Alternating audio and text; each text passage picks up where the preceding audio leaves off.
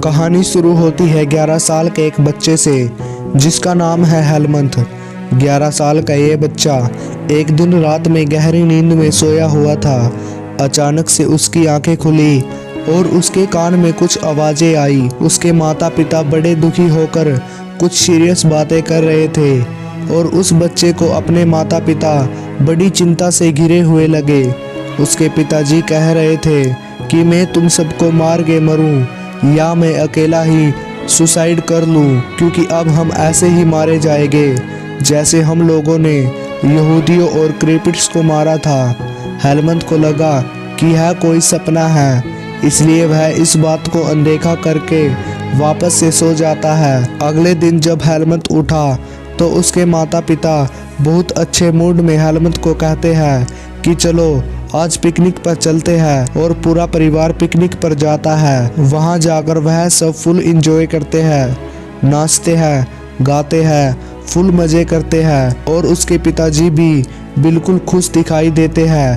हेलमंथ अपने पिताजी के चेहरे पर खुशी देखकर रात वाली बात को बिल्कुल भूल जाता है। शाम को जब पूरा परिवार घर लौटता है तो हेलमंथ के पिताजी कहते हैं कि मैं एक बार क्लिनिक तक जाकर आता हूँ, क्योंकि उसके पिताजी एक डॉक्टर थे और वह अपने परिवार को बोलकर क्लिनिक चले जाते हैं। और 1 घंटे के बाद इन्हें खबर मिलती है कि उनके पिताजी ने क्लिनिक पर जाकर सुसाइड कर लिया है। यह सुनकर हेलमंथ के दिमाग में एकदम से वो रात वाली बात आती है जब उसके पिताजी उसकी माँ को कह रहे थे कि मैं तुम सबको मार के मरूं या खुद ही सुसाइड कर लूं। हेलमंथ के पिताजी को घर लाया गया तो उसकी मां ने उसकी खून से लथपथ कमीज को निकालकर जला दिया और उसके पिताजी का अंतिम संस्कार भी चोरी छुपे किया गया। इस 11 साल के बच्चे के दिमाग पर ऐसा असर पड़ा कि उसने अगले 9 साल तक अपने घर का खाना भी नहीं खाया, क्योंकि उसके मन में यह था कि शायद मेरी माँ मुझे किसी दिन मार देगी।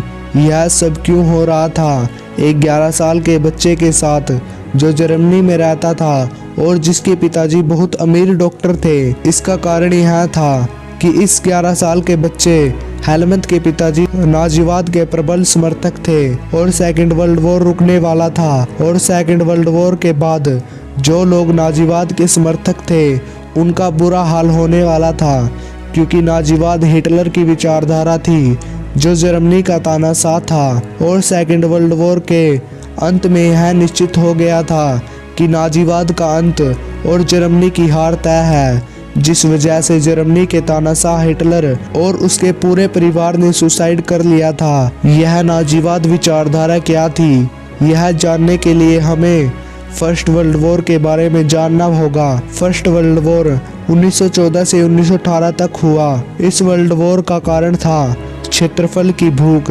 सभी बड़े बड़े देश छोटे छोटे देशों को अपना उपनिवेश बनाकर अपना क्षेत्रफल बढ़ाने में लगे हुए थे। इस आपस की होड़ ने दुनिया को 2 ग्रुपों में बांट दिया।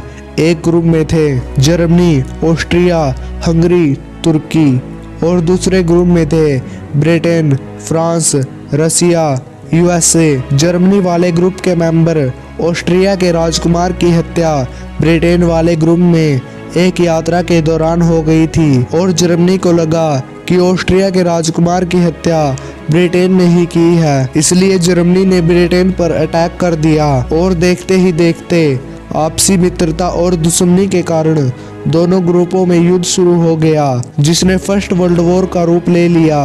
यह वर्ल्ड वॉर 1914 से 1918 तक 4 साल तक लंबा चला, जिस बीच जान माल की हानि के कारण सभी देशों की अर्थव्यवस्था बिल्कुल ठप हो गई और सभी को बड़ा नुकसान झेलना पड़ा, जिसमें जर्मनी का ज़्यादा नुकसान हुआ और जर्मनी वाले ग्रुप को नुकसान के साथ साथ हार का भी सामना करना पड़ा और जीत ब्रिटेन वाले ग्रुप की हुई। युद्ध खत्म होने के बाद वारसाई में संधि हुई, जिसे हम वारसाई की संधि के नाम से जानते हैं। इस संधि में जर्मनी को पूरे वॉर का जिम्मेदार ठहराया गया, क्योंकि पहला अटैक जर्मनी की तरफ से था। इसलिए ब्रिटेन वाले ग्रुप ने अपने नुकसान की भरपाई को पूरा करने के लिए जर्मनी के आधे हिस्से को अपने क्षेत्रफल में मिला लिया और जर्मनी से ब्रिटेन ने 6 बिलियन पाउंड भी वसूले, जिस वजह से जर्मनी को बहुत बेइज्जती फील हुई। और उस वक्त हिटलर भी उस वॉर में